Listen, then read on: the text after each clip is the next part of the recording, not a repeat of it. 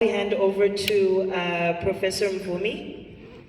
And your question is, post-harvest losses have a significant impact on food security and economic development in Zimbabwe and other sub-Saharan African countries. How can post-harvest science and technology be better leveraged to reduce these losses and promote sustainable agriculture and climate-smart practices? Over to you. Thank you very much. All protocols observed, although I realize that some of our dignitaries have just left, but post-harvest management is kind of a relatively new field when you compare with all the other fields. A lot of resources are pumped into production, and the post-harvest side doesn't seem to be looked at seriously. We are saying about a third of food that is produced globally is actually lost.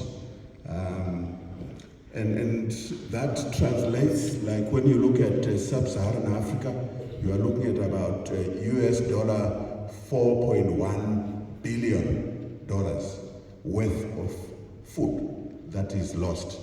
And yet, at the same time, we are always getting food aid. We have hungry people every time. So there is a big gap there that is not ethical to produce and lose, right? And at the same time, these losses, for example, when you look at food waste, you get a lot of greenhouse gas emissions from rotting food or when it is disposed of, apart from the expenses associated with trying to dispose of that waste, like the solid waste. So there is a lot of opportunities there for intervention and reducing that. You go to these public markets, Mbare, for example, you see piles and piles of agricultural produce rotting there. And that's a lot of fertilizer, that is a lot of waste, energy, and so forth that was pumped into the production. And we are shortchanging farmers.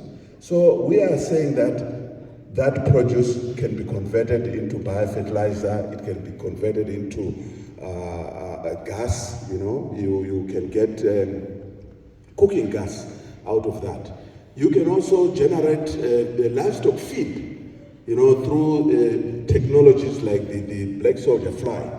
And that is kind of a better way of producing food feed rather than harvesting the soybean and all that, which is actually much more expensive. So valorization of food waste is an area that requires a lot of attention so that we can also generate new products. We also generate employment. Employment is a big problem at the moment in Zimbabwe, and people can get income, more income out of this valorization of waste.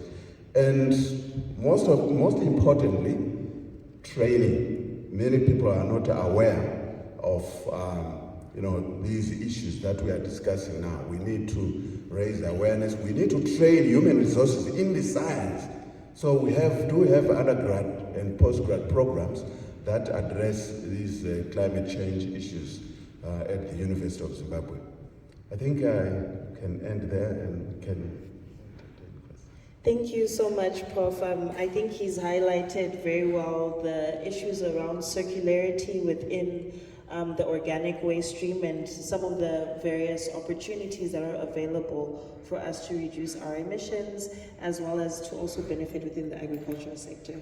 Unfortunately, we don't have time to open up the floor to questions, but I would like to encourage you all to please kindly approach our panelists during the sidelines of today's proceedings. I'm sure they're more than happy to engage more, exchange ideas, and collaborate. So I'll hand back over to the Master of Ceremonies. And please, one more time, let's give our panelists a round of applause. Thank you. You may take